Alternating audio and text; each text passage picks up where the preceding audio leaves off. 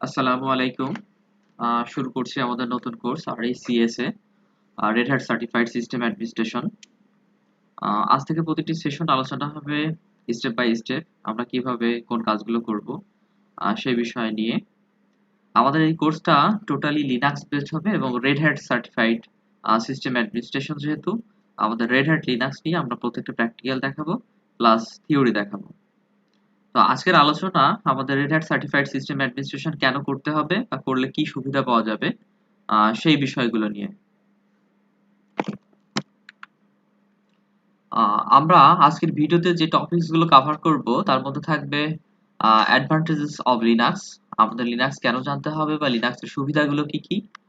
তারপর থাকবে লিনাক্সের ডিস্ট্রিবিউশন গুলো কি কি পার্ট রয়েছে বা লিনাক্সের কত প্রকারভেদ রয়েছে লিনাক্স ভার্সন ওএস গুলার। তারপর জব সেক্টর নিয়ে আমরা কিছু আলোচনা করব, কারণ কোনো একটি কাজ শিখতে গেলে তাহলে সেই কাজটা আমার অ্যাপ্লাই কোথায় হবে, কোন কাজে আমার এটা ব্যবহার করতে হবে, আমার লাইফের গোলটা কি হবে সেটা জানা জরুরি। এজন্য আমরা জব সেক্টর নিয়েও আলোচনা করব। তারপর থাকবে রোড ম্যাপ, যে আমরা এই কোর্সটি করার পরে আমাদেরকে আর কি কি করতে হবে, জব পাওয়ার আগ পর্যন্ত কোন কাজগুলো করতে হবে সেই বিষয়গুলো নিয়েও আমাদের একটু আলোচনা থাকবে। তারপর থাকবে how much I can help you, that's mean আমি আপনাদেরকে কতটুকু এই কোর্সে সাহায্য করতে পারবো সেই বিষয়গুলো নিয়ে। তো প্রথমেই আমাদের যে আলোচনার বিষয় ছিল সেটা হচ্ছে অ্যাডভান্টেজেস অফ লিনাক্স, লিনাক্সের সুবিধাগুলো। তো অনেক সুবিধার মধ্যে আমি 5টি সুবিধা এখানে অ্যাড করেছি। তার মধ্যে প্রথম যে সুবিধা সেটা হচ্ছে আমাদের হাই সিকিউরিটি, অর্থাৎ লিনাক্স আমাদেরকে সিকিউরিটির দিক দিয়ে অনেক হাইলি সিকিউরিটি প্রোভাইড করে থাকে, যেটা উইন্ডোজ সিস্টেমে আমরা পেয়ে থাকি না। এরপর থাকবে হাই স্ট্যাবিলিটি, অর্থাৎ পারফরমেন্স ক্ষমতাটা অনেক বেশি লিনাক্সের ক্ষেত্রে। যেখানে আপনারা দেখবেন উইন্ডোজ যখন ব্যবহার করেন 2-4 সেকেন্ড পরপরই আমাদেরকে রিফ্রেশ করতে হয়, নইলে আমাদের ওএসটা হ্যাং করে বা স্মুথলি কাজ করা পসিবল হয় না। সেখানে লিনাক্স আমাদেরকে স্ট্যাবিলিটি দিয়ে থাকবে, লিনাক্স খুব ইজিলি কাজ করে থাকবে। এরপর থাকবে ইজি অফ মেইনটেনেন্স, তো লিনাক্সকে আমরা খুব সহজে মেইনটেইন করতে পারবো, অনেক বড় কাজ 2-4টা সিম্পল কমান্ডের মাধ্যমে কমপ্লিট করতে পারবো।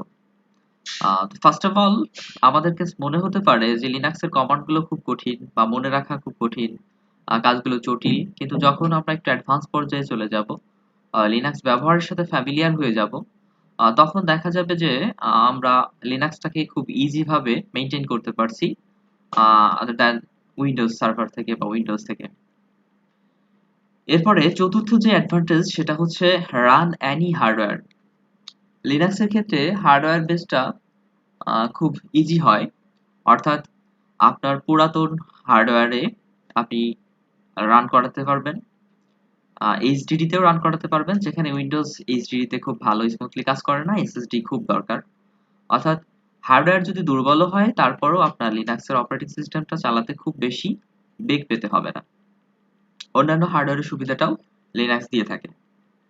এরপরে সবচেয়ে বড় যে সুবিধা সেটা হচ্ছে ওপেন সোর্স, অর্থাৎ লিনাক্স ওএসটা ওপেন সোর্স, এটা আপনাকে কিনতে হবে না, এর সোর্স কোডটি আপনি পেয়ে যাবেন।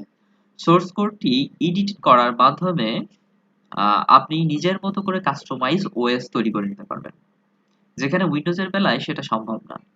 দেখুন, উইন্ডোজের অপারেটিং সিস্টেমগুলোর সোর্স কোড খুঁজে পাওয়া যায় না, সেটা আমরা নিজের এডিট করতে পারি না, কিন্তু লিনাক্সের ওএসটার সোর্স কোড আমাদের ওপেন, এটা নিয়ে আমরা নিজের মতো করে এডিট করে নিতে পারি এবং তার উপর ভিত্তি করে এই লিনাক্সের অনেকগুলো ভার্সন তৈরি হয়।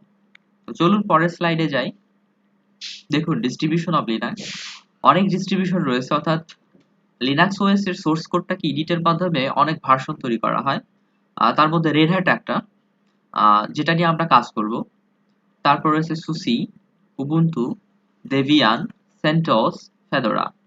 বিভিন্ন কোম্পানি তাদের ডেভেলপারদের মাধ্যমে লিনাক্সের ওএসটার সোর্স কোড কালেক্ট করে সেটাকে এডিট করে নিজেদের মতো কাস্টমাইজ করে নিয়েছে। তো এটা একটা বিশাল সুবিধা লিনাক্সের ক্ষেত্রে। এরপরে থাকবে job role for system admin, আমরা যে RECSA টা শিখবো অর্থাৎ সিস্টেম অ্যাডমিনিস্ট্রেশন শিখবো, এই সিস্টেম অ্যাডমিনিস্ট্রেশনটা আমাদের কোথায় কাজে লাগবে, কি কাজে লাগবে, সেই বিষয়টা আমাদেরকে জানা খুবই জরুরি। তো আমরা ডাটা সেন্টার কনফিগার করার জন্য কাজে লাগবো কোম্পানিগুলোর জন্য, অর্থাৎ ডাটা সেন্টারগুলো আমরা কনফিগার করব। সিস্টেম সেটআপ এন্ড মেইনটেইন করব আমরা। সিস্টেম সেটআপ এন্ড মেইনটেইন এর কাজটা আমাদের করতে হবে। Server configure and provide security, সার্ভারগুলোকে কনফিগার করতে হবে এবং সিকিউরিটি ডেভেলপ করতে হবে তার মধ্যে। ভার্চুয়ালাইজেশন করতে হবে। ভার্চুয়ালাইজেশনটি আমি আলাদা একটি সেশন এবং আলাদা কিছু ভিডিও বানাবো। এরপর থাকবে ক্লাউড কম্পিউটিং, সেটি নিয়েও কিছু ভিডিও হবে, তবে এগুলো আমাদেরকে পরবর্তীতে শিখতে হবে আরো RHCS এর পরে যে। তারপরে আইটি কনসালটেন্ট হিসেবে কাজ করতে হবে, ব্যাকআপ এন্ড ডিজাইন অর্গানাইজেশন করতে হবে। অর্থাৎ আমাদের যে ডাটা সার্ভার গুলো থাকবে তার ব্যাকআপ গুলো নিতে হবে, আর ডিজাইন করতে হবে বিভিন্ন কোম্পানি অর্গানাইজেশন এবং সেগুলোর কনফিগার করতে হবে। এই কাজগুলো একজন সিস্টেম অ্যাডমিনিস্ট্রেশন করে থাকে। তাছাড়াও বিভিন্ন নেটওয়ার্কের কাজও সিস্টেম অ্যাডমিনকে করতে হয়।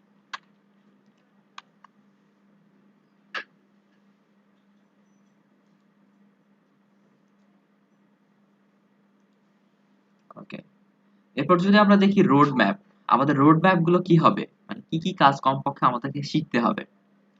তো আমাদেরকে RECSA এই কোর্সটা কমপ্লিট করতে হবে। এরপর রয়েছে অ্যাডভান্স পর্যায়ের RECSE, যেটি আমরা আপাতত না করলেও প্রবলেম নেই জবে ঢোকার জন্য। বেসিক নেটওয়ার্কিং শিখতে হবে, অর্থাৎ CCNA বেসড নেটওয়ার্কিং শিখতে হবে। ভার্চুয়ালাইজেশন শিখতে হবে, ক্লাউডের AWS এবং অ্যাজিউরের কোর্সগুলো সম্পর্কে বুঝতে হবে। তারপর RECSE সম্পর্কে জানতে হবে এবং উইন্ডোজ সার্ভার সম্পর্কে জানতে হবে। তো আমি প্রত্যেকটা বিষয় নিয়েই আলাদা আলাদাভাবে সেশন করে ভিডিওগুলো বানাবো। যারা ইচ্ছুক তারা প্রত্যেকটি ভিডিও কন্টিনিউ করতে পারেন। তো এর পরের স্লাইডে যদি যাই আমরা, তাহলে আমি দেখব যে আমি কতটুকু হেল্প করতে পারবো। অর্থাৎ আমি যে যে বিষয়গুলো নিয়ে ভিডিও বানাবো সেগুলোর একটা লিস্ট আমি এখানেই দিয়ে দিচ্ছি। সেটা হচ্ছে আমাদের RECSA ভিডিওগুলো এখন থেকে কন্টিনিউ করব। এরপর থাকবে basic networking, virtualisation, Windows server, প্রত্যেকটি বিষয় নিয়ে আমরা ভিডিও বানাবো। Thank you so much all of you deer.